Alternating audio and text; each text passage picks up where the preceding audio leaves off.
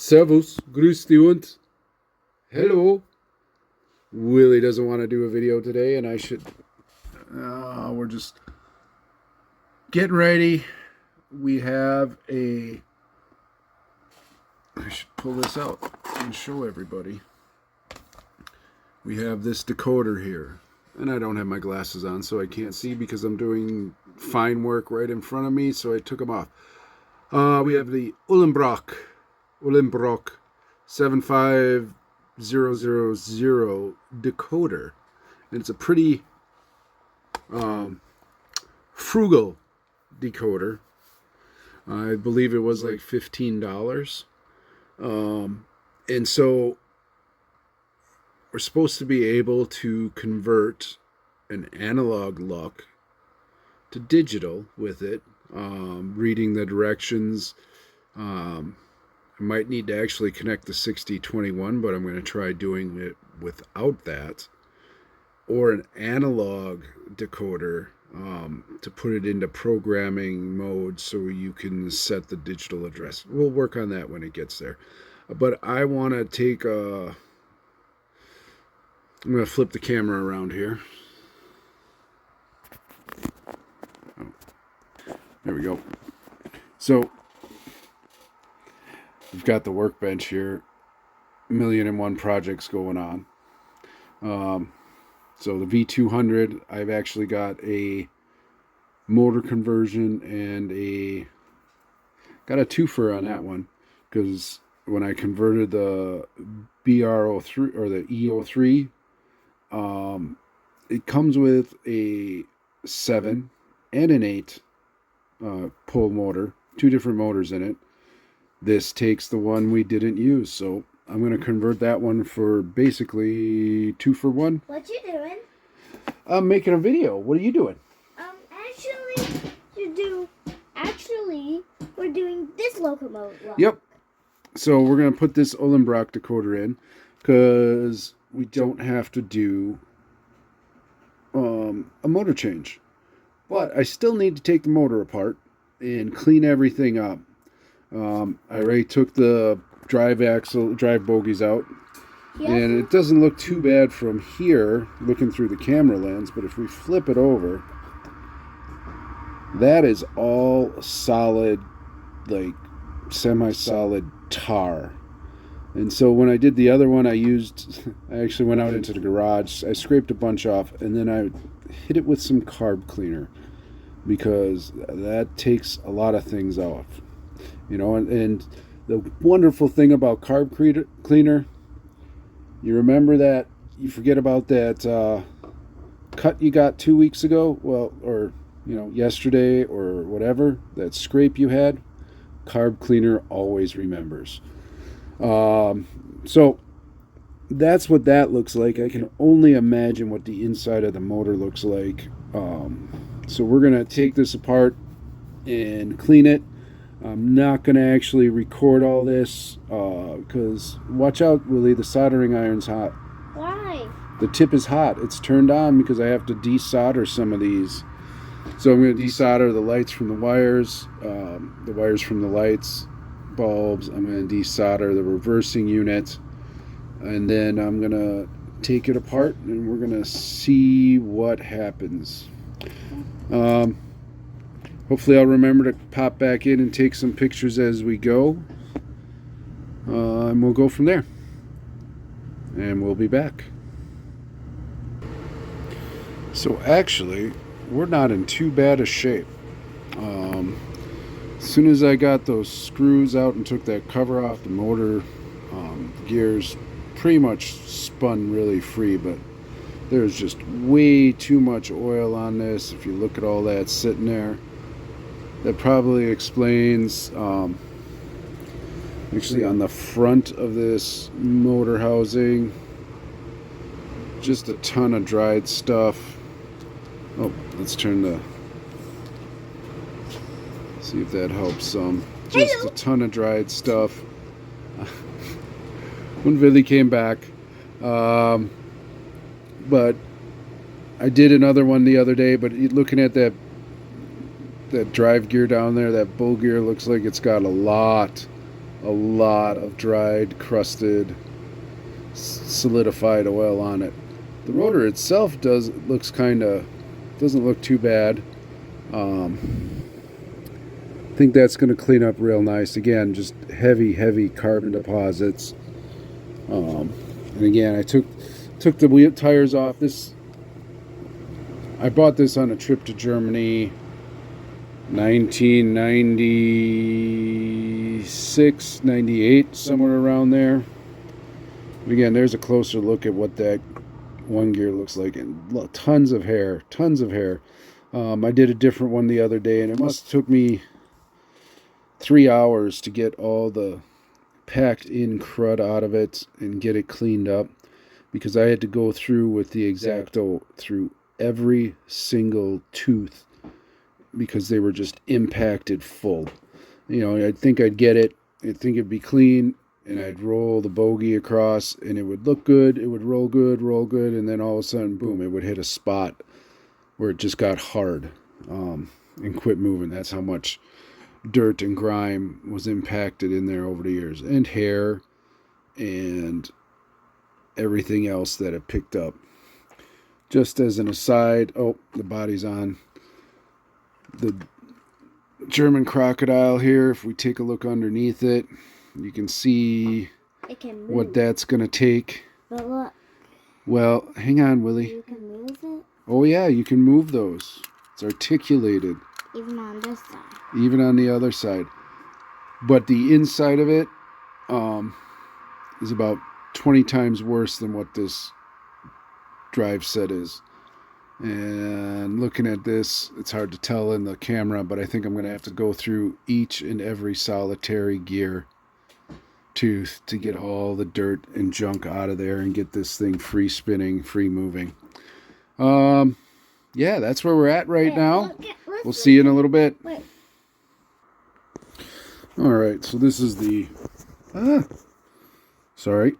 this is the after on the motor and drive set. There's the rags I used. Just not so bad. I did a motor the other day and it was like this. Those pieces there. Just a ton more stuff. One thing to remember, if you're using brake clean or a carb cleaner, it's going to take the paint off if it's compromised. So careful with that. But otherwise, there was a lot of gunk that came out even after. This gear here wouldn't do that. It would turn, it felt fine. But if I spun it like that, as soon as I took my finger away, it would stop spinning. So there was probably gunk down in between the gear and the shaft and other places. So I'm going to get this rest of this carbon cleaned up out of the cover. I'm going to clean up the motor. I should look through the camera lens at what I'm pointing at. We're going to clean up the armature. We're going to clean up the motor cover. Hello. And then we're going to start getting it back together. Hello. Und Willy's back. Well, let's just unplug the phone from the charger. Willy, can you say hello? Hey. You want to look at the camera and say hello? Hey. Hey. So. All right. We're going to keep cleaning and putting it back together, and then we'll do the decoder install. So, I got this motor assembly back together, and hopefully I can do this with one hand. I was hardly able to turn this before.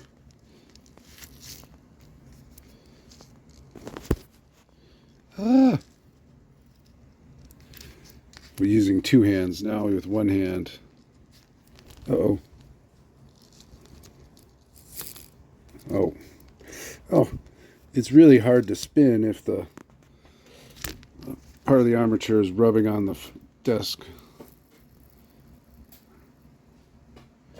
But even after I give it a spin, Hello. and it keeps going. So, Hello. huge improvement. All right, so now we have it all back together. The decoder doesn't quite line up with the slot below it. It needs to be spaced out a little bit. So in order to do that, I actually found a little piece of plastic I had from something else. Don't remember what that was for. I think it was something from a Bachmann turnouts or something. When I had a 2-rail set way back when. So I just clipped off a piece and used it as a spacer to get it out so it sat down in there nice and the screw hole lined up. And that's working pretty good. What else? Before you put the carriage on and before you put the drive set back in, go ahead and turn the light on, turn more light on, get rid of some of that shadow.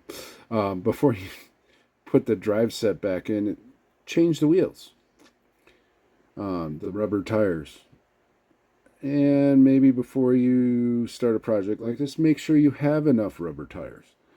I had 3, then I had 2 because I dropped one on the ground and couldn't find it.